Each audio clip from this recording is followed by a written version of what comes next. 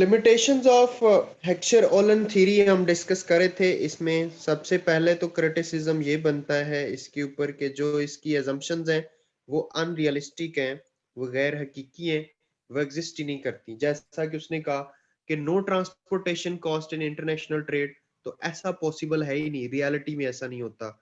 जैसा कि उन्होंने कहा कि ट्रेड ओनली 2 कंट्रीज में होती है और 2 फैक्टर्स ऑफ प्रोडक्शन होते हैं, तो ऐसा भी पॉसिबल नहीं होता। नहीं या होता। उसके अलावा और भी दीगर उसने assumptions ऐसी हमें बताई हैं जो कि अनरियलिस्टिक है, हकीकत से उनका कोई ताल्लुक नहीं है। उसके अलावा रिस्ट्रिक्टिव है, मतलब रिस्ट्रिक्टिव मतलब ये है कि स्टैटिक मॉडल है इसका। मैं इन दो चीजों को इकट्ठा करूंगा, रिस्ट्रिक्टिव और स्टैटिक इन नेचर इसका मॉडल है। क्योंकि ये कहता है कि ये जो थ्योरी है ये 2x2x2 मॉडल है।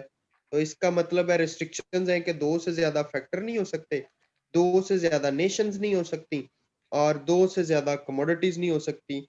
हालांकि रियल लाइफ में तो कमोडिटीज हर मुल्क में दो से ज्यादा होती हैं और वो ट्रेड आपस में दो से ज्यादा गुड्स में भी करते हैं।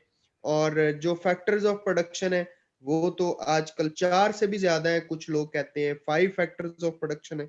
तो इन्होंने कहा जी नहीं, ये स्टैटिक नेचर का मॉडल है और ये रिस्ट्रिक्टिव है, तो ऐसा नहीं हो सकता।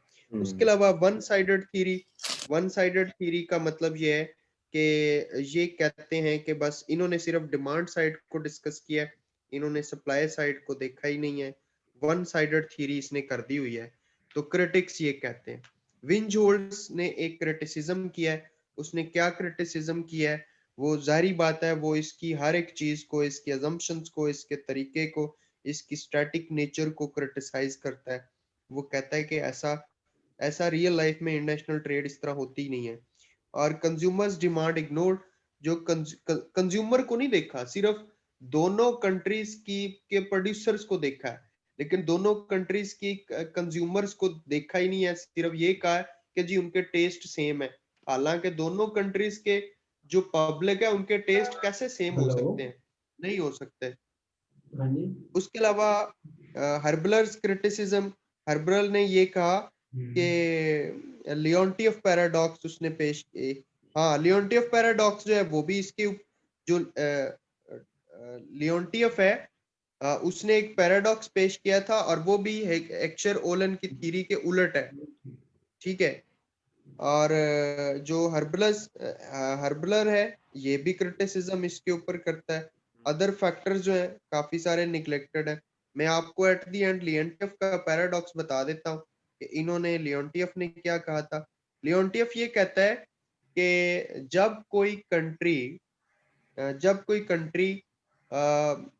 लेबर अबंडेंट है, बिलफर्ज लेबर अबंडेंट है और वो लेबर इंटेंसिव कमोडिटीज बनाता है और ज्यादा इस्तेमाल करता है लेबर का, ठीक है, वो अपनी तरफ से कोशिश करता है कि लेबर सस्ती है और ज्यादा अबंडेंट है और मैं लेबर लगा के चीजें बना लूं।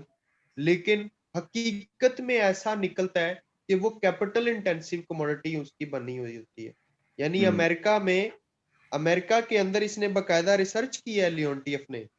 अमेरिका ने अगर उसने कैपिटल इंटेंसिव कमोडिटीज बनाने की कोशिश की है तो पता ये चला कि वो जो कैपिटल इंटेंसिव कमोडिटीज जिनको नाम देता रहा वो लेबर इंटेंसिव निकली जब उन्होंने स्टैटिस्टिक चेक की।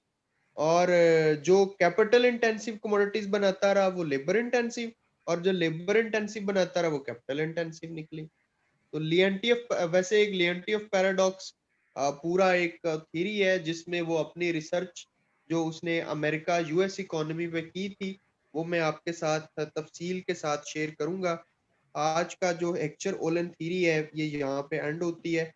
इसके क्रिटिसिज्म के बाद जो है आप इस पे कंक्लूजन दे सकते हैं कि उस दौर की ये एक इनिशिएटिव थ्योरी के तौर पे ठीक है।